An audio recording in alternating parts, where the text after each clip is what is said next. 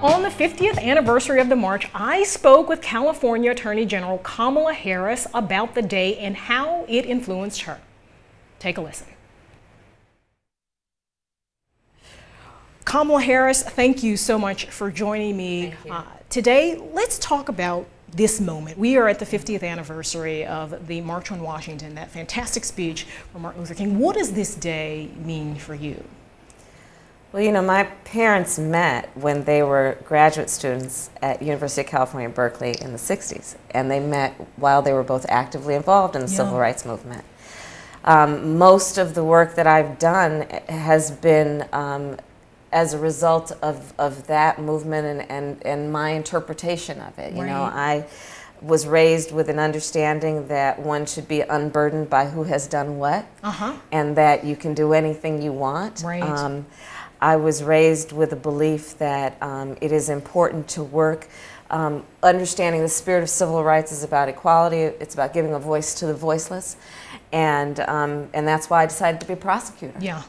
And I'm now the chief law enforcement officer for the biggest state in the country, and in large part it was Thurgood Marshall and Charles Hamilton Houston and Constance Baker Motley that were my idols and were the ones that I wanted to actually do the work and walk in their path. You have a lot of firsts by your name, so many I can barely keep up with them. The first female and first African-American district attorney in San Francisco as AG now, the first African-American, first Indian American to serve that role. How does that feel? What does it mean?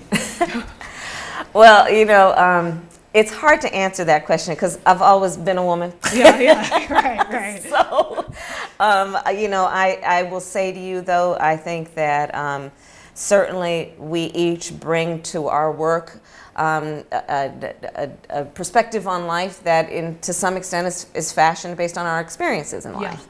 But I'd like to think that anyone can share those priorities. So, for example, it's been a priority for me to focus on things like transnational gangs because the crime that they are committing in California, for example, is wreaking havoc on so many innocent communities. I've had a focus on human trafficking, which I think many people will share as a priority. But when I look at the statistics and realize that up to 72% of the victims of human trafficking in California are U.S. born, they are young women who were at one point in the foster care system, and they are being absolutely taken advantage of by predators.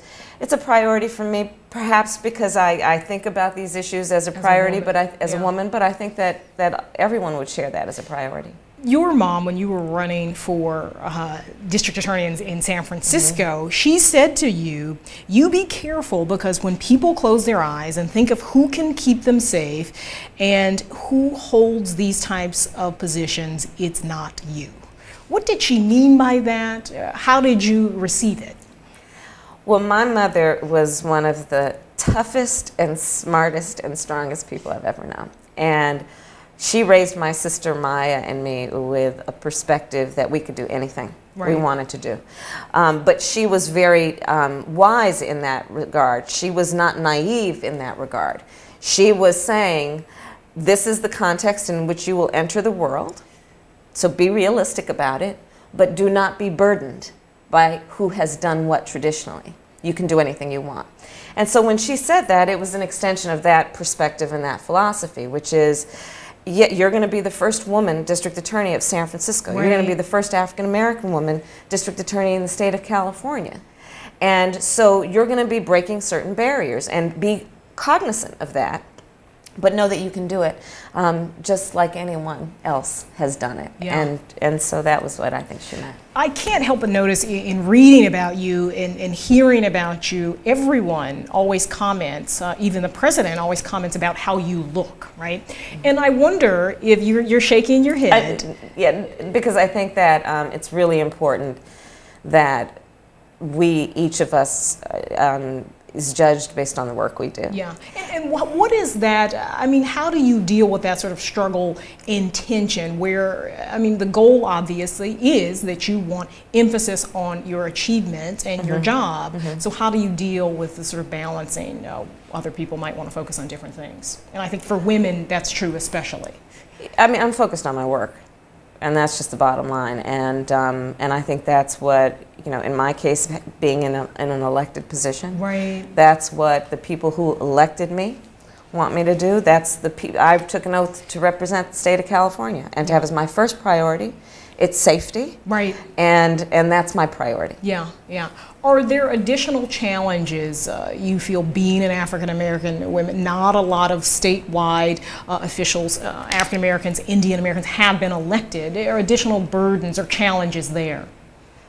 I think the challenge that any one of us has is to be the best that we can be. Yeah. And do the best work we can do and be relevant.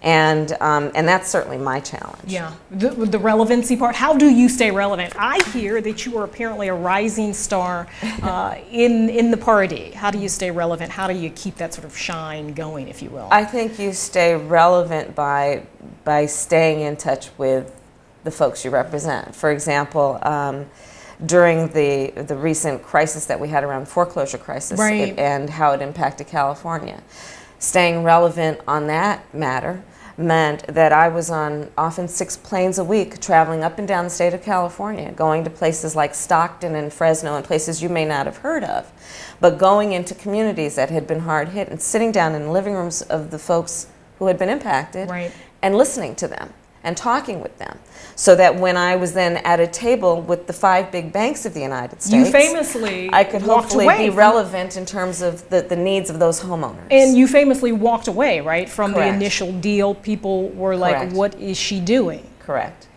Talk about that a little bit. Well, I pulled California out of the negotiations, Yeah, because at that time, what was being offered and what was on the table did not represent a fair deal, right, for California.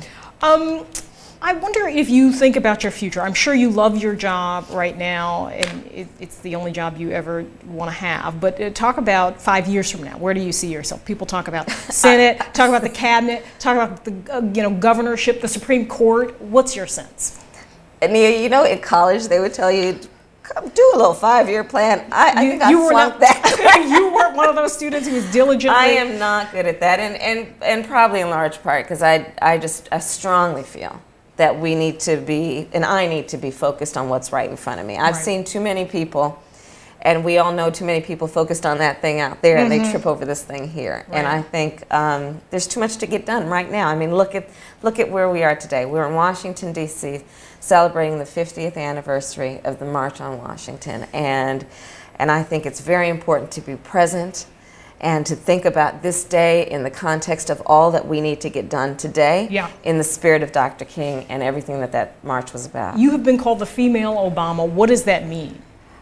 I don't know. I think that, well, first of all, to be compared to the president is quite humbling and a real honor. I'm very, very hugely supportive of this president, and I believe that he is a great public official and a great leader. I wonder if his legacy does it provide any or offer any special both lessons but also burden to sort of match what he's been able to do for folks who are coming down the pipeline in politics and public service. I think that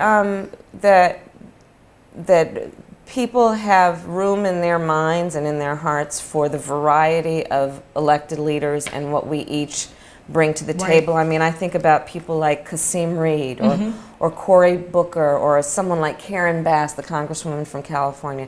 There are so many great leaders in this country, and each of us follows our own path, but certainly in the spirit of and on the shoulders of Dr. King, and again, everything that this march was about this past weekend, but 50 years ago. Trayvon Martin, Obama of course spoke out about that. What's your take on stand your ground laws specifically? I think that that we, and the Trayvon Martin case, first of all, was the fact of his death is tragic. Right. Tragic. And there is still a lot of work to be done. The stand your ground laws, we don't have those laws in California. I think that there is good reason to do a critical analysis of whether they make sense, especially if it leads people to believe that they have a legal justification to kill another human being in a situation where in another state there would be no such justification. And finally, we want to turn again to your role in politics and public service. Advice for young women who are thinking about entering politics. We have we're in a time now when there are 20 female senators, the highest ever. What's your advice? I have lots of advice, and I mentor a lot of young women and women who are thinking about running for office or who are newly elected. And I think one piece of advice just right off the bat is find mentors. And it usually is that the people who are in a position to help you are the same kind of people who, when you ask them for help, they will say yes. Okay. And those mentors can take many shapes and forms. Right. I have been blessed to have had in my life and continue to have many mentors who have helped me and lifted me up along the way. In politics? In politics. Yeah. In life and in politics. I think that, you know, there's always, it's a crude but very realistic fact of running for office. You got to know how to raise money. And so let's have that conversation. I often joke when I'm teaching, I'll sometimes mentor in a classroom kind of environment, women who want to run for office. And I say, well, if any of you are like I was raised, my mother raised us to be independent, which means you don't ask anybody for money. Right. Yeah. Right. Which is what you have to do. Exactly. And so you then got to get your head on straight when you have to run for office. Yeah. That you're not asking somebody to buy you a pair of shoes. Right. You're asking them to invest in their future based on the issues that you have prioritized and hope to focus on when you are elected in office. So that's another piece in terms of advice. And then other than that, I would just say, generally speaking, again, do not be confined in your mind in a way that burdens you based on the fact that, you know, nobody like you has done this before. Always know that if you have a thought and you have a priority and you have a passion about an issue, it's legitimate. There are other people who also do. And use your voice, exercise your voice, and be loud. You famously did not back Hillary Clinton. You went with Obama in 2007. What do you think about her prospects? Should she run? Will she run? Will you be a vocal advocate for her candidacy if she does run? I think Hillary Clinton is one of the most intelligent and hardworking elected and public officials that we have in this country. And I am a huge fan of hers. And I think that she will make the right decision, and there will be a lot of support for her. That sounds like an endorsement to me. Kamala, thank you so much for joining us today. Good luck. Thank you.